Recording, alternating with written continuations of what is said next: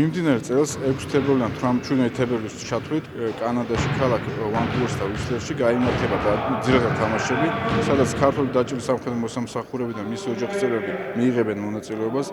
აღნიშნული ტურნირი ტარდება დიდი ბრიტანეთის პრინცეს ჰარის პატრონაჟით და მასში 25 ქვეყანაა ჩართული.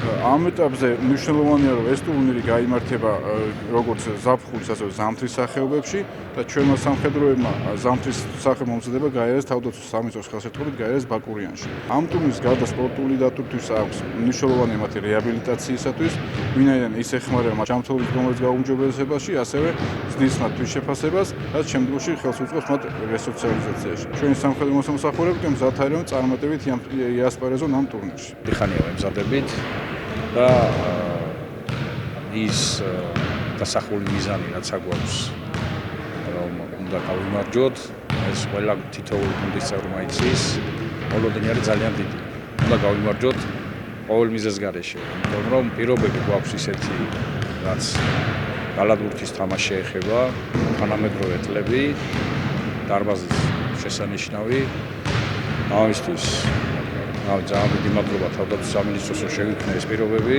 მემზადებით გამარჯვებისთვის, რათა ჩვენი ქვეყნის დროშა ავწიოთ რაც შეიძლება მაგრამ.